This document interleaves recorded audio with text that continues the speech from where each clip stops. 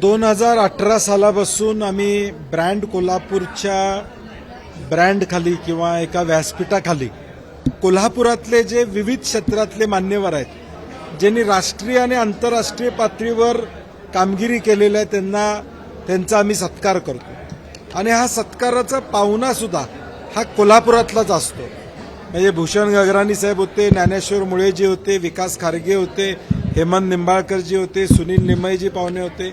यावर्षीचे पाहुणे आमचे यशवंत थोरात साहेब नाबार्डचे माजी अध्यक्ष हे पाहुणे होते आणि या सगळ्या कार्यक्रमामध्ये त्यांनी एक सूचना केली की उद्या या उदयोन्मुख खेळाडू असतील, कला असेल, या सगळ्या क्षेत्रातल्या मुलांना कायमस्वरूपी काही मदत करता येईल का आणि म्हणून ब्रँड कोल्हापूरचं एक फाउंडेशन तयार करा अशी त्यांनी सूचना केली।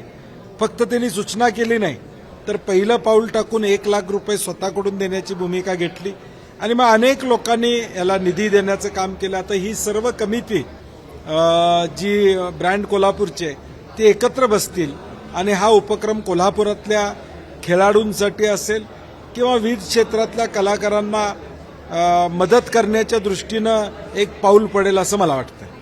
साहेब, दिवाळी सुरू आहे ते सरकारची आर्थिक परिस्थिती किती अडचणीची आहे हे आता उभ्या महाराष्ट्राला या ठिकाणी कळलेलं आहे आणि जो वारसा हे घेऊन जाण्याचा प्रयत्न करत होते तो वारसा पुसण्याचं काम त्या ठिकाणी चालू आहे आणि हे फक्त निवडणुकीपुरतं होतं हे आता लोकांना लक्षात आलेलं आहे।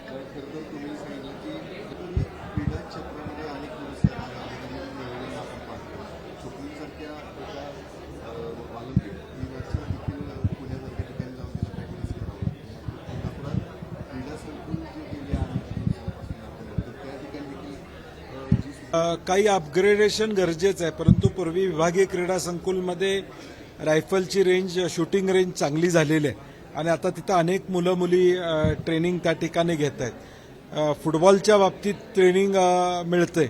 आता नव्यानं रग्बीमध्ये काही मुलं पुढं आणि मुली येताना आपल्याला दिसत आहेत आणि मग प्रत्येक स्पोर्ट्ससाठी एखादं सेंटर आपल्याला करता येते का? आता फेन्सिंगसाठी आम्ही कसबा वाड्यामध्ये केलेलं आहे, बॉक्सिंगसाठी राज्योपदय नगरमध्ये त्या ठिकाणी झालेलं आहे, बॅडमिंटनचं आता सासने ग्राउंडच्या इथं मोठं विस्तारित त्या ठिकाणी होत आहे। मला वाटतं थोडं प्रत्येक स्पोर्ट्ससाठी वेगवेगळं जर करता आलं तर मला वाटतं खेळाडूंना ती संधी मिळू शकेल। एकानं एक बाजू घ्यायची, एकानं एक बाजू घ्यायची अशी भूमिका आहे। मुख्यमंत्र्यांनी बरोबर दोघांनाही कामाला लावलेला आहे। एकानं हा गट सांभाळावा, दुसऱ्याने हा गट सांभाळावा। आता शेवटी या सगळ्या गोष्टी मुख्यमंत्र्यांना न सांगता होत आहेत का? म्हणजे भुजबळ साहेब ज्यावेळी विकेंच्या बद्दल बोलतायत, विके साहेब काय मुख्यमंत्र्यांना न कानावर घालता या सगळ्या गोष्टी करतायत का? आणि म्हणून हे तुम्ही एक पार्टी सांभाळा, मी एक पार्टी सांभाळतो, दोन्ही पार्ट्यांनी मिळून आम्हालाच सहकार्य करावा हा अजेंडा साधारणपणे 2 समाजामध्ये भाजपनं आणि महायुतीनं भांडणं लावण्याचा प्रयत्न सातत्यानं त्या ठिकाणी केला। GR काढल्यानंतर ओबीसींच्यावर अन्याय होणार नाही म्हणायचं, दुसऱ्या बाजूला एक वेगळं वक्तव्य त्या ठिकाणी करायचं आणि म्हणून ही गोंधळाची अवस्था महायुतीतल्या सत्ताधारी लोकांनी प्रामुख्यानं त्या ठिकाणी केलेली आहे आणि त्याचे परिणाम उद्याच्या भविष्यकाळात दिसतील। ओबीसी आणि मराठा हा वाद निर्माण करून निवडणुका जिंकायच्या एवढ्यासाठी हा वाद निर्माण करण्याचा प्रयत्न मग भुजबळ असतील किंवा विखे पाटलांच्या माध्यमातून असेल हा स्पष्ट संदेश आहे। त्यानं बोलतोय की कोल्हापूरमध्ये टॅक्स जास्त जातो, महाराष्ट्राच्या तिजोरीमध्ये कोल्हापूरकरांचा सिंहाचा वाटा आहे। मग कोल्हापूरमध्ये 100 कोटीचे रस्ते आले ते सुद्धा व्यवस्थित नाही आहेत आणि म्हणून खड्डे भरण्यासाठी किमान एक 50 कोटी रुपये तातडीनं शासनानं द्यावेत अशी आमची शासनाकडे मागणी असणार।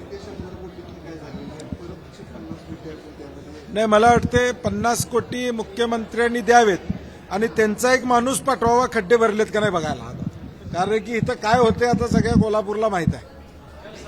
नाही, इलेक्शन मॅन्युअलमध्ये स्पष्ट सूचना आहेत की दुबार नावं असतील तर कशा पद्धतीनं ती काढली पाहिजेत, त्यांना नोटीस दिली पाहिजे आणि ती कट केली पाहिजे।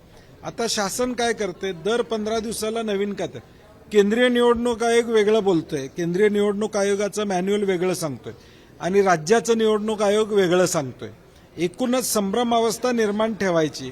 मुळात ज्यावेळी ही नावं निघतील किमान 1 कोटीच्या वर नावं या राज्यातली मतदार यादीतून बाजूला जातील. तुमचा मतदार बूथचा लोड कमी होणार आहे. म्हणजे आज 1000 नावं ती गृहीत धरून आम्ही बूथ तयार करतोय. यंत्रणा जेवढी लागणार आहे ती यंत्रणा कमी लागेल. आणि म्हणून आमची विनंती आहे की त्यांच्याकडे सॉफ्टवेअर आहे. सॉफ्टवेअरमध्ये आम्ही जर राजकीय पक्ष जिल्ह्याचं आणि महाराष्ट्रातली दुबार नावं हुडकून काढत असू तर तुम्हाला अधिकृत काढायला काय अडचण आहे.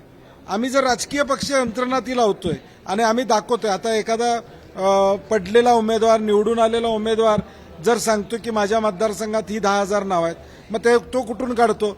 तुम्ही दिलेल्या डाट्यावरूनच काढतो ना, तुम्ही दिलेल्या याद्यावरूनच काढतो. मग तुम्हाला का जमत नाही. आमचं म्हणणं ते आहे की निवडणूक आयोगानं स्वतः एक्सरसाइज करावा.